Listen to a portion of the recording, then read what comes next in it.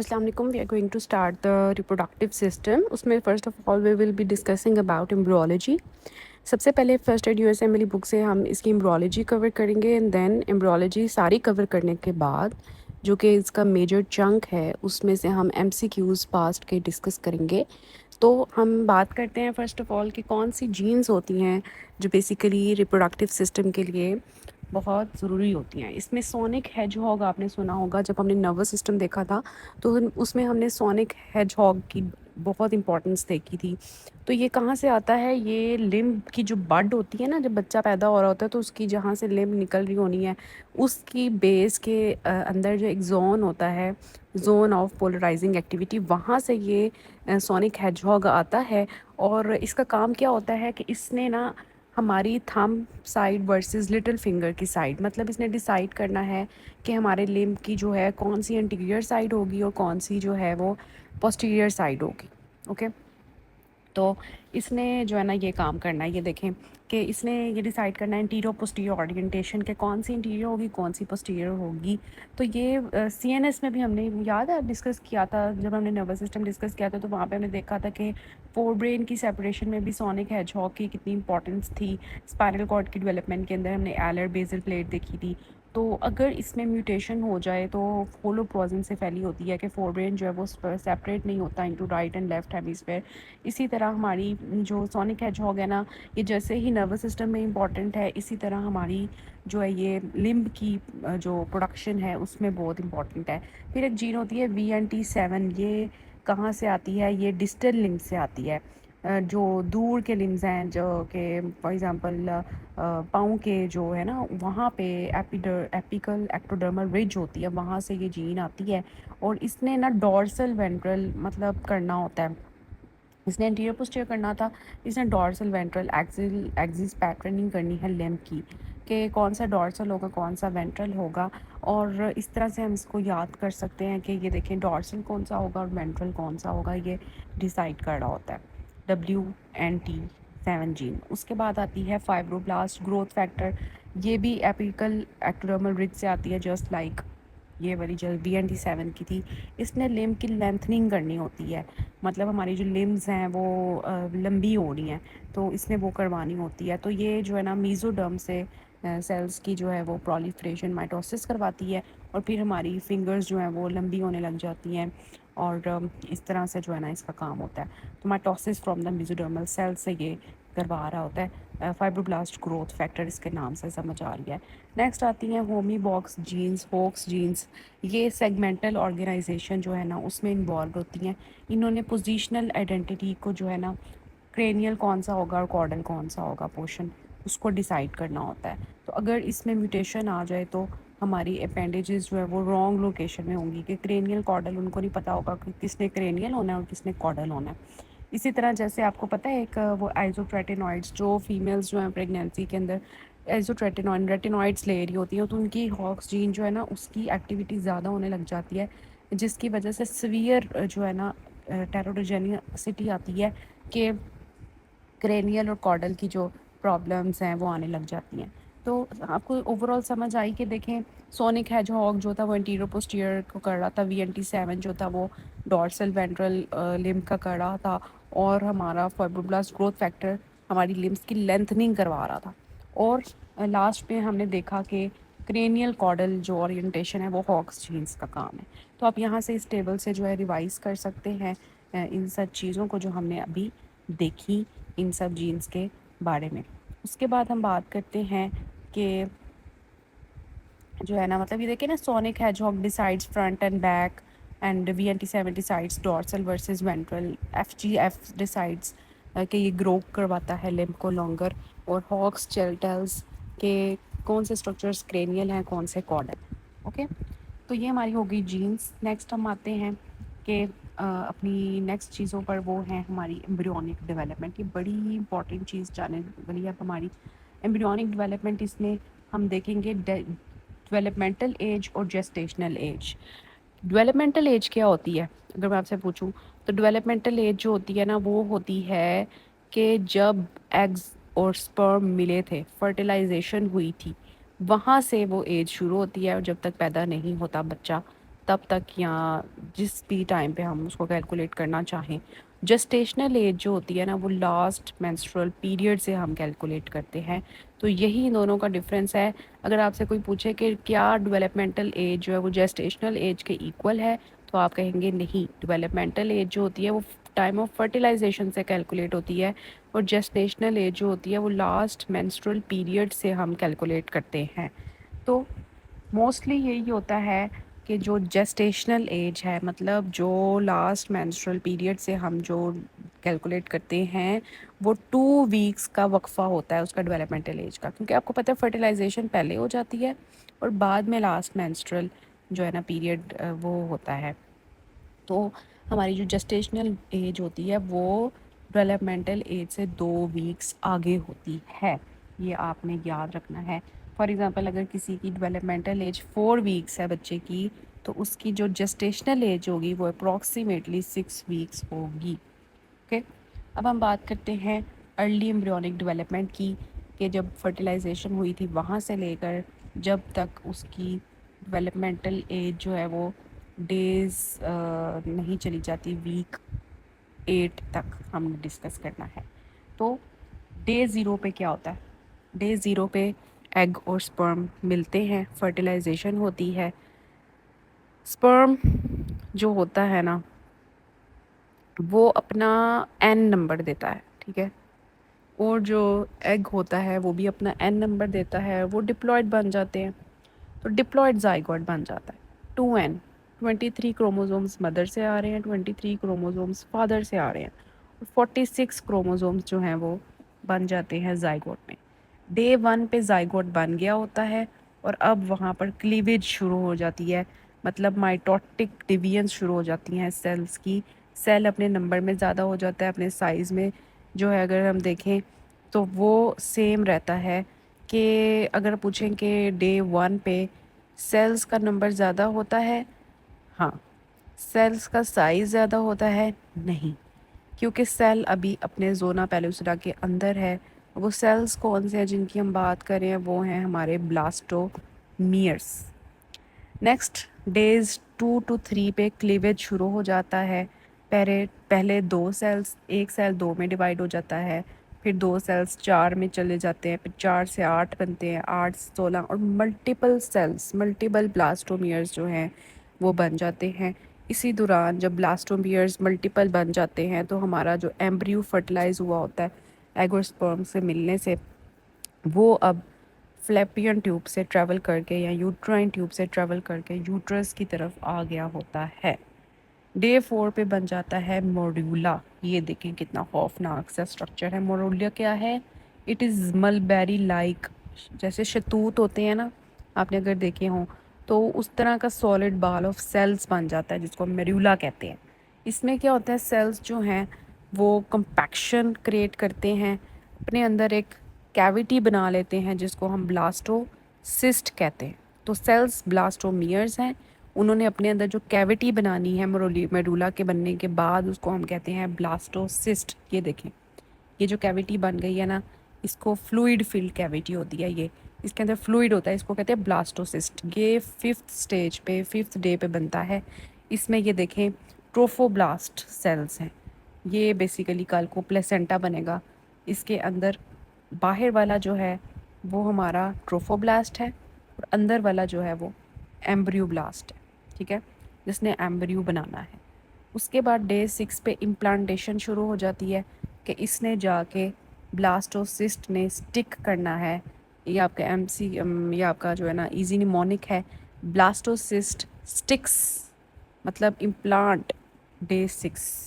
Okay, इसमें होता क्या है, जो ट्रोफोब्लास्टिक सेल्स बाहर वाले थे वो जाके, ये देखें ट्रोफोब्लास्टिक सेल्स एंडोमीट्रियम जो यूट्रस के अंदर वाली लाइनिंग है वहाँ जाकर अटैच हो जाता है और इन्वेड करने लग जाते हैं। ट्रोफोब्लास्टिक सेल्स एंडोमीट्रियम के अंदर जाने लग जाते हैं, और डे 6 to डे 10 पर इम्प्लांटेशन होती है कि हमारा जो ट्रोफोब्लास्ट है वो डिवाइड होकर सिंस्टियोट्रोफोब्लास्ट और साइटोट्रोफोब्लास्ट बना देता है।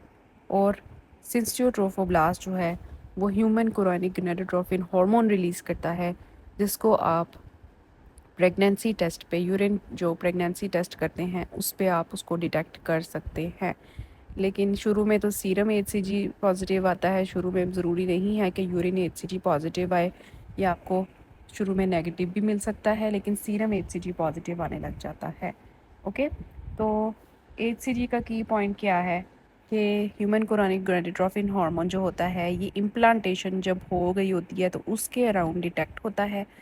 HCG का फंक्शन क्या होता है ह्यूमन कोरोनिक गोनाडोट्रोपिन कि ये एक तो हमने देख लिया कि सिस्टोट्रोफोब्लास्ट से निकल रहा है, इसने क्या करना है, इसने हमारे कॉर्पस ल्यूटियम जो है ना उसको मेंटेन रखना है ताकि वो प्रोजेस्टेरॉन बनाए। और प्रोजेस्टेरॉन ने क्या करना है, उसने हमारी एंडोमेट्रियम को मेंटेन करना है और सपोर्ट करना है अर्ली प्रेगनेंसी में। फिर वीक 2 की बड़ी मज़ेदार बात है, अभी तक हमने 6 to 10 डेज़ तक देख लिया कि 1 डे पे 0 डे पे क्या होगा, 1 डे पे क्या होगा, 2 डे पे क्या होगा, 3 डे पे क्या होगा, 4 डे पे क्या होगा, 5 6 to 10। ठीक है, अब हम वीक 2 में आ गए हैं। वीक 2 की बड़ी मज़ेदार बात है कि वीक टू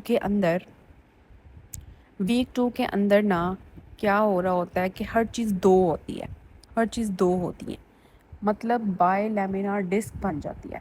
दो बायलैमिनार मतलब दो लेयर्स क्या हैं कि हमने देखा था ना कि बाहर वाला जो स्ट्रक्चर था सारा वो ट्रोफोब्लास्ट था, अंदर वाला जो स्ट्रक्चर था उसको हम एम्ब्रियोब्लास्ट कह रहे थे। ट्रोफोब्लास्ट दो में डिवाइड हो चुका है, सिस्टोट्रोफोब्लास्ट, साइटोट्रोफोब्लास्ट। इसी तरह जो हमारा अंदर वाला एम्ब्रियोब्लास्ट था वो भी अब दो में कन्वर्ट हो गया है, जिसको हम कहते हैं बायलैमिनार डिस्क, एपीब्लास्ट और हाइपोब्लास्ट। एपी का मतलब होता है कोई चीज़ ऊपर है, इस वजह से उसको एपीब्लास्ट कहते हैं। और हाइपोब्लास्ट, हाइपो का मतलब होता है कोई चीज़ नीचे है, तो जो डिस्क ऊपर बनेगी उसको कहेंगे एपीब्लास्ट, जो नीचे बनेगी उसको कहेंगे हमारी हाइपोब्लास्ट। तो एपीब्लास्ट जो होती है ना उसी ने हमारी आगे से तीनों जर्म लेयर्स बनानी होती हैं, जिसमें आती है एक्टोडर्म, मीजोडर्म और एंडोडर्म। और हाइपोब्लास्ट जो होती है वो हमारी जो यॉक सैक होती है उसकी लाइनिंग बना रही होती है। ये हो गया हमारा वीक 2। वीक 3 में मज़े की चीज़ कि हर चीज़ 3 है, तो वीक 2 में 2 थी, वीक 3 में 3 है। तो गैस्ट्रुलेशन होती है इसमें, गैस्ट्रुलेशन मतलब थ्री लेयर्स बनती हैं। जो बायलैमिनार डिस्क थी वीक 2 के अंदर वो अब ट्राइलैमिनार डिस्क बन गई है, जिसमें एक्टोडर्म, मीजोडर्म और एंडोडर्म आ गए हैं। एक्टोडर्म ने क्या बनाना है, हमारी नर्वस सिस्टम बनाना है, जो हम ऑलरेडी न्यूरोलॉजी में डिस्कस कर चुके हैं। एपिडर्मिस बनानी है, तो ये सारी चीज़ें एक्टोडर्म ने बनानी है। मीज़ोडर्म ने हमारे जो दरमियान वाली चीज़ें हैं, हमारी बॉडी की muscles, bones, connective tissue, blood, kidneys, gonads, ये बनाने हैं। एंडोडर्म ने हमारी जो जीआईटी और रेस्पिरेटरी ट्रैक्ट्स हैं उनकी क्या बनानी है, एपिथेलियल लाइनिंग, और उसके साथ एसोसिएटेड जितने भी ऑर्गन्स हैं वो बनाने हैं। तो ये हो गया वीक 3। अब वीक 3 के की इवेंट्स भी हम देख लेते हैं कि वीक 3 के अंदर एक प्रिमिटिव स्ट्रीक बनती है।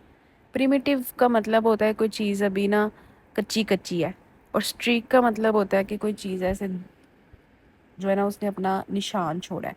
ठीक है, तो वो जो कच्चा सा निशान होता है ना उसको कहते हैं प्रिमिटिव स्ट्रीक। स्ट्रीक एक मतलब समझ लें कि एक लाइन है। ठीक है, तो वो कच्ची सी जो लाइन बन रही है ना प्रिमिटिव स्ट्रीक, उसकी हम बात करने वाले हैं वीक 3 के अंदर। जो एपीब्लास्ट के सेल्स होते हैं, एपीब्लास्ट के सेल्स वो अंदर की तरफ धंसते हैं प्रिमिटिव स्ट्रीक के थ्रू, और 3 जर्म लेयर्स बना रहे होते हैं। ठीक है, ये देखें प्रिमिटिव स्ट्रीक जो है, ये देखें इस तरह करके, ऐसे करके ना एपीब्लास्ट के अंदर ऐसे करके एक जो है ना अंदर की तरफ एक लाइन सी बनती है। ठीक है, अब नोटोकॉर्ड जो होती है ये मीज़ोडर्म के अंदर से बनती है। एक्टोडर्म, मीज़ोडर्म, एंडोडर्म, हमने इसकी बात की है ना।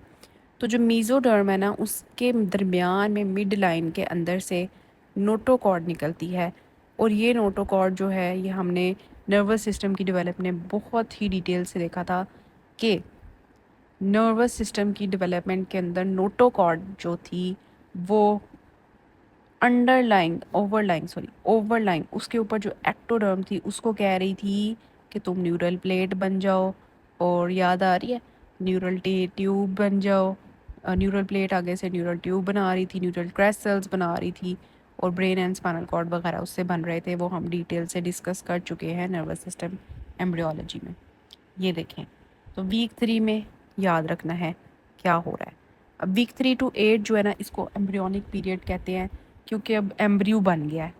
इसमें मेजर ऑर्गन्स बनने हैं बच्चे के, बड़ा ही इम्पोर्टेंट हिस्सा है बच्चे की ज़िंदगी का। पहला भी 1 to 3 वीक्स भी बड़े इम्पोर्टेंट हैं, देखें उसमें क्या क्या वो हो रहा था। लेकिन ये वाला जो वीक 3 से ऑनवर्ड्स है ना, ये तो बहुत ही इम्पोर्टेंट पार्ट है।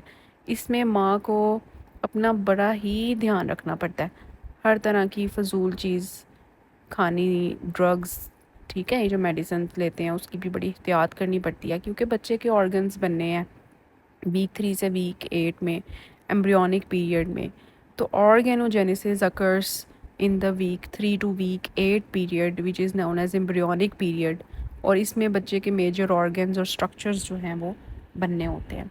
इस पीरियड को हम जो है period of maximum vulnerability to teratogens कहते हैं। आगे हम डिटेल में टेराटोजेंस को भी देखेंगे कि कौन से टेराटोजेंस होते हैं और वो क्या करते हैं। टेराटोजेंस जो होते हैं वो स्ट्रक्चरल कंजेनिटल एब्नॉर्मलिटीज़ करते हैं, तो मदर को अपना बड़ा ध्यान रखना पड़ता है वीक 3 to वीक 8 में। अब वीक 3 to वीक 8 में ऑब्वियसली वीक 4 है, वीक 5 है, वीक 6 है, वीक 7 है, उनको भी हमने थोड़ा सा देखना है। तो इम्पॉर्टेंट चीज़ें आ जाती हैं जी बड़ी, कि वीक 4 के अंदर आपने याद रखना है निमोनिक है, इसमें बच्चे के 4 लिम्स बन जाते हैं, इस वजह से वीक 4 है। दूसरा, उसके हार्ट के 4 चैम्बर्स भी बन गए होते हैं। तो heart begins to beat around week 4, इस वजह से कहते हैं कि ये जो लोग करते हैं ना, अबॉर्शन के लिए पिल्स लेना शुरू कर देते हैं, यार बच्चे की धड़कन शुरू हो गई है तो अल्लाह ने रूह डाल दी है, अब नहीं अबॉर्शन करोगे तो गुनाह है, ठीक है। तो heart begins to beat around week 4, और इसमें बच्चे के जो हमने बात की कि उसके 4 लिम्स भी बन जाते हैं, उसके अपर एंड लोअर लिम्स के जो बड्स हैं वो बन जाते हैं। और अगर हम इसी दौरान बच्चे का ट्रांस विजाइनल अल्ट्रासाउंड करें तो हमें बच्चे की कार्डिक एक्टिविटी भी सुनाई देने लग जाती है। तो ये बड़ा ही मज़े का वीक 4 है। Week 6 very much important MCQ पूछते हैं कि कौन से वीक में बच्चे की फीटल मूवमेंट शुरू हो जाती हैं, तो वो है वीक 6।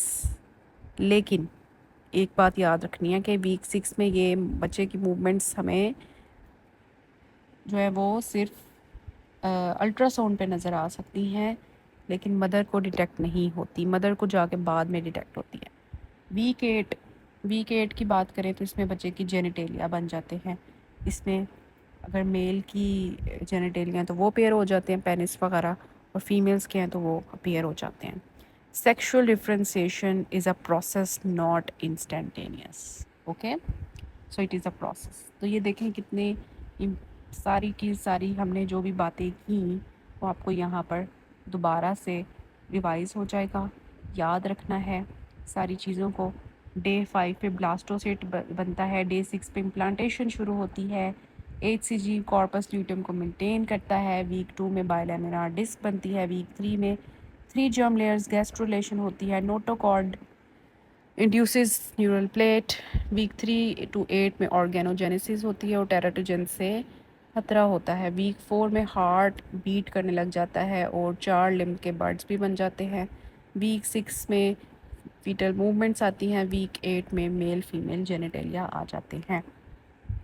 डे 0 पे फर्टिलाइजेशन, डे 1 to 3 में cleavage, day 4 morula, day 5 blastocyst, day 6 implantation, week 2 bilaminar disc, week 3 gastrulation, week 3 to 8 organs, week 4 heart limb buds, week 6 movements, week 8 genitalia distribution, okay. और ये हमारा सारी हो गई बातें। First page of first USMLE book